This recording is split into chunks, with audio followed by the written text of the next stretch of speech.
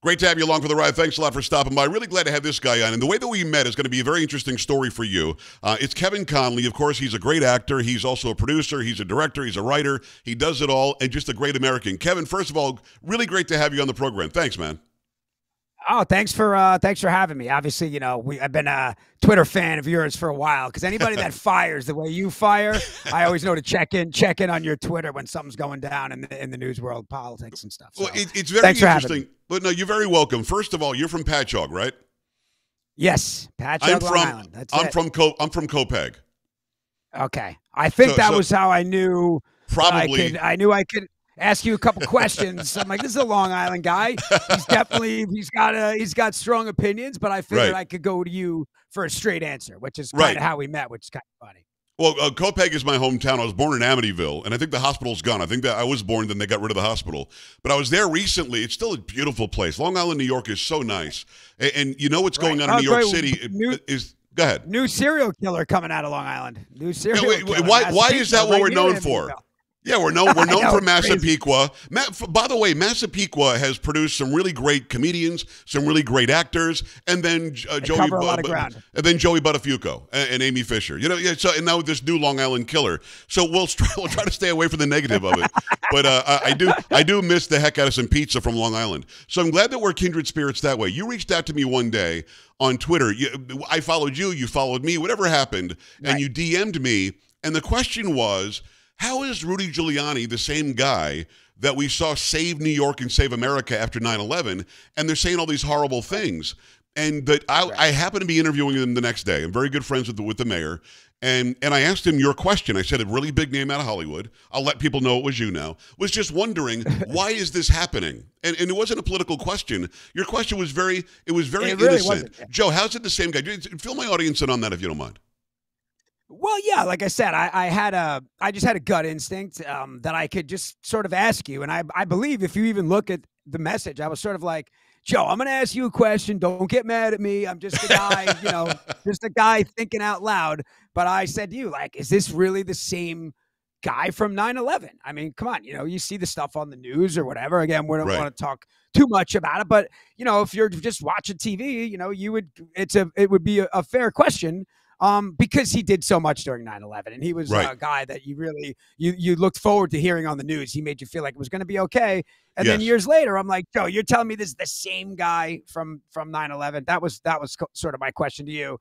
And then we just kind of started going back and forth as I can always go to you for a straight answer. It was just a couple of guys, a couple of fathers. I've got 5 daughters. I know that you've got children. I mean, when we look at our worldview, it's not that different. I'm a little bit older than you are, but I mean, we're still kindred spirits from the same part of the world. And you're right. When Rudy Giuliani was that guy, they had him on Saturday Night Live to tell people you're allowed to laugh again. So to make him this ogre that he is today, listen, you don't have to like Rudy Giuliani's politics. You don't like that he is connected to Trump. I'm okay with that. But to say that the same guy that basically galvanized this country after 9/11 is now the devil incarnate, I think you had a very basic American guy question, and I appreciated it. So I asked him the next day, and he actually gave you an answer, which I thought was pretty good. But a lot of people are like you, though, Kevin. A lot of people, they don't want to be on one side or the other. They just want to get the truth out there, and that's difficult to do. It just is. Yeah. Well, listen, I know there's this narrative that, if you live in Hollywood, you must be like some kind of a deranged lunatic. Right. And I'm here to tell you that that's not necessarily the case, because there is a bunch of us that are just like kind of walking around trying to figure it out as we go, man. LA is a bit of a nightmare right now, obviously, as you can see. I've lived out here for quite some time now, and it's just, I don't know, it's bad, man. You can't, right around the corner from my office is a convenience store where you would go to get whatever, Gatorade, whatever it is that you would want. Like I walk out, I take my watch off, and I don't have some kind of crazy watch, but I'm thinking, wow, man, this is crazy. I'm just going to leave things here because the streets are that dangerous. So, yeah, man, listen, the other thing too, to your point, when I asked you that question, you happen to be who you are. We know where you stand, Joe, right? But there's no confusion. I get where you're coming from, but to me, it was just a guy asking a question. It was not a political question. It was like, this guy Pags, he's from Long Island. I'll ask him, So right. And the question was, right? the question was, I thought I knew who Giuliani was. Did I get it wrong? Did we all get it wrong? Was all of America, somehow convinced that he was somebody he wasn't, in 20 years ago? So it was a very valid, very American question. I've got to ask you because, I watch some of these Netflix shows. I'm not a big network TV guy anymore. But I do know this. We're all going to be out of programming soon if something doesn't happen. Kevin, why do writers go on strike? I remember in the late 80s, I was in New York City. We were going to go see Letterman, and there was a writer's strike in the late 80s, and they weren't doing any production at all. So Letterman was shut down. Everything was shut down. Why does something like this happen? I mean, the industry has to know we need the people to write the stories. We need the people to act very well. We need the people to produce it and direct it and so on. Why would one cog of that have a problem with I guess the production of the whole thing, and why not just give them what they want so we can get back to production? Well, the biggest issue now is the streaming aspect, right? I think when streaming first came around, it was a little gray area, but now streaming is such a big part of our business that we need to get a fair share of it. The actors, they just do. So in other 100%. words, if you were to have HBO Max and you could watch an episode of Entourage that I acted and directed in, and you could watch it 1,000 times and it doesn't mean anything to me, right? And on networks, those terms are a little bit more clearly defined. So it really is just about, people getting their fair share, because clearly streaming is here to stay. And then the AI of it, I mean, you and I could go down a rabbit hole, a long rabbit hole. The AI is also something to discuss now. No, I want to do that because they threatened you guys with AI. It's Kevin Connolly. Go to kevinconnolly.com. Go to Mr. Kevin Connolly over on Twitter. That's how we met. It's very interesting what you just said. I didn't think about it, but this does relate to radio. In what I do, when somebody wants me to do a commercial, it could be $100 a spot. It could be $1,000 a spot, right? When they ask me to do that, it's either a one-time payment, here you go, or I'll pay you X amount of times when it runs, every time it runs. And I'm assuming by what you said that you guys, whether it's writers, directors, actors, whether it's producers, you're given one fee, and then Netflix or Amazon, whoever the streaming service happens to be, is making a gazillion dollars on all the views, and you guys aren't getting extra pay because of all the extra money coming in. That's not fair, is it? Yeah, no, it's not. And then, it's again, 95% of actors in the Screen Actors Guild don't earn enough money to have that be their only job. So that alone makes you say, actors, they count on that, and we need it. And listen, it's always a negotiation. There's a fair ground, and we just have to find that fair ground, and hopefully sooner than later, because coming off of the COVID and the, I mean, obviously that hit everybody, but my goodness, what it's done to this business, the city, all of it, and now a strike on top of that. I mean, at this point, it's just par for the course, Right. It's crazy. It's Kevin Connolly, actor, director, producer, just a great guy from Long Island, from Patchogue, if you're from Long Island. The question I have, you just brought this up in my brain. I didn't even think about this. The question I have is, people assume that actors are all loaded. You guys are all rich. You're all Kevin Connolly. You're all Mark Wahlberg. You're all The Rock. When in essence, as you said, most of these actors can't make a living just on acting, and they're doing other jobs on top of it. So they're losing. Listen, you're losing. Don't get me wrong, but you're a very successful guy. You might be able to ride this out. Some people are really suffering. Yeah, I mean, I think the longer it goes, if this doesn't wrap up soon, I think you're going to see people start to lose their homes and have to move out. Already in the last 6 months, friends in the business and different aspects of the business, whether it's, marketing or any aspect of the business, a friend that just moved back to Virginia, a friend of mine just moved to Indianapolis. I mean, people are dropping like flies. So, it's sad to see, and LA will always come back. It's just a matter of when and who can ride it out. Yeah, I've been fortunate enough to where, I'll be okay, but it's, you always also want to look out for your peers as well. Mr. Kevin Connolly over on Twitter, kevinconnolly.com. It's Kevin Connolly. You, of course, know him famously from Entourage, but many other things as well. I've got to ask you this. When it comes to going to a set and you're ready to go, I mean, I've been on sets before. I've been a narrator in a movie, but I'm not an actor by any means. You got a great narration voice, Joe. Well, I appreciate that. Thank you. Yeah.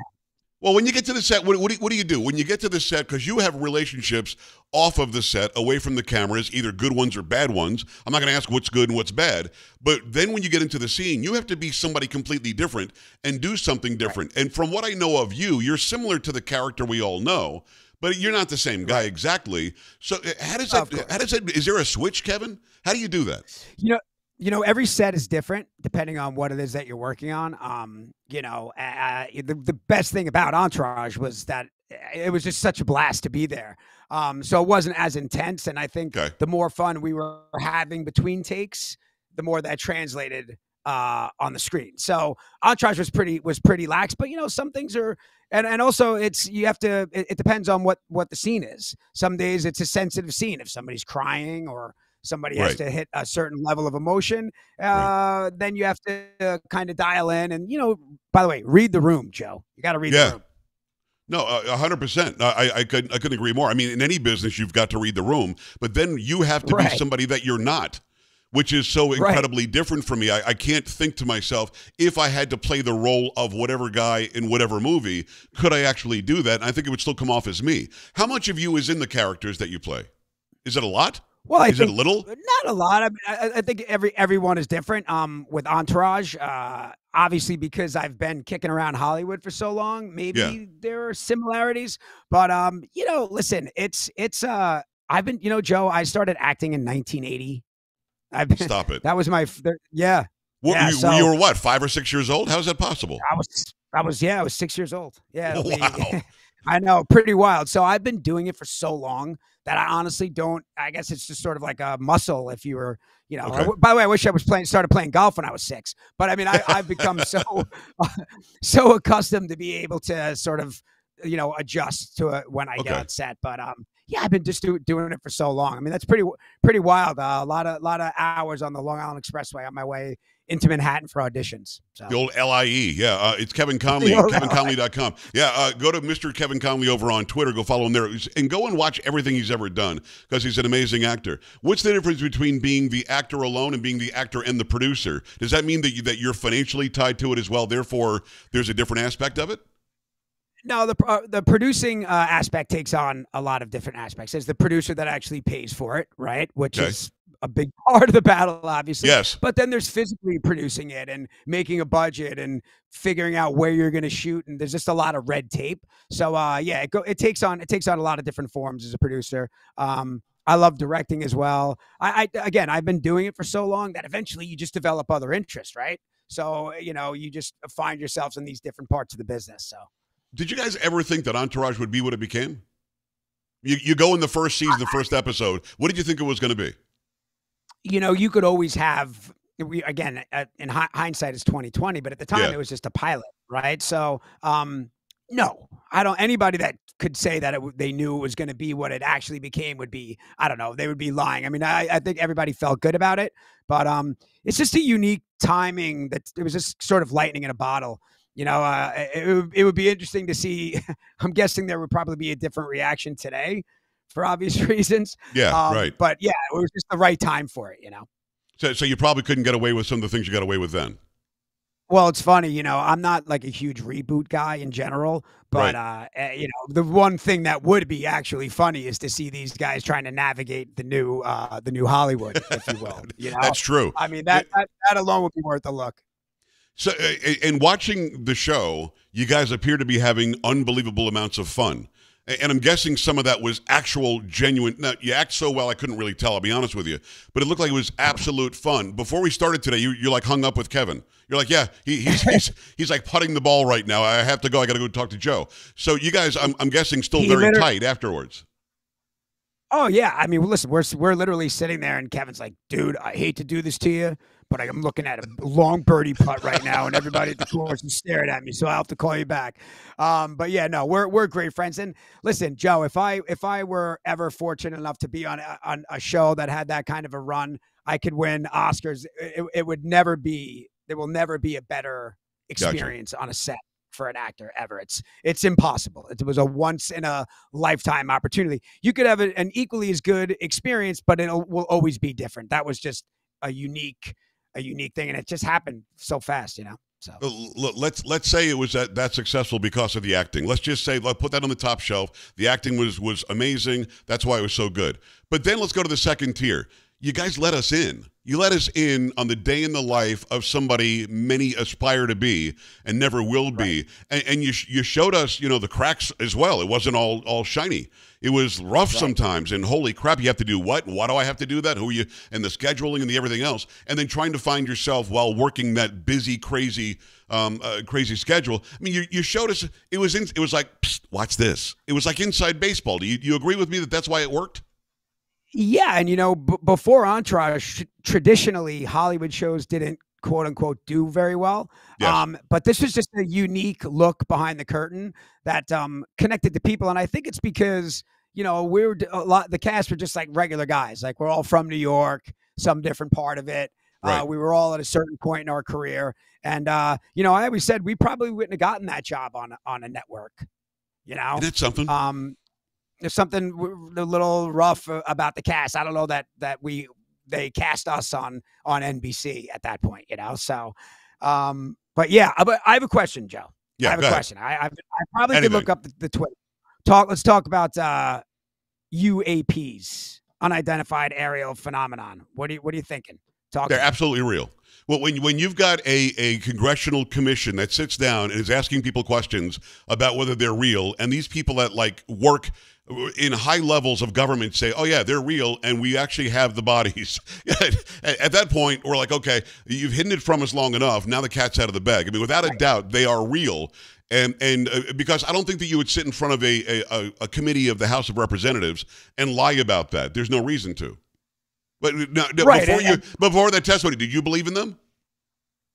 I mean, listen, I'm like everybody else. You have to consider it, but there was we joked around the office. I'm like, you guys are all just walking around. Are you looking what's happening on TV? The government is admitting that we have UFOs, and you guys are out in the back. They're outside smoking cigarettes. I'm like, guys, what is going on? Right. And then oh, we knew that. I'm like, yeah, but now they're confirming it in front of Congress. But and then it dropped off the face of the earth, Joe. So what's happening?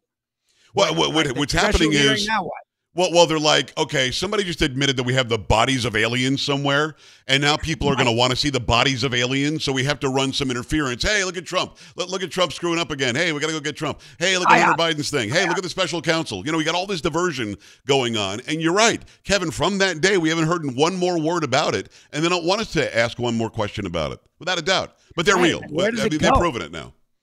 Right, but are they going to march out a guy? Do they march out a green guy? Are we going to get to see the green guy?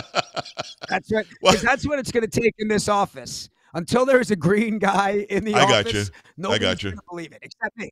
On TMZ, Kevin Connolly believes in aliens, and Joe Pags, the conservative nutjob, agreed with him. So funny. Hey, Joe, anytime, man.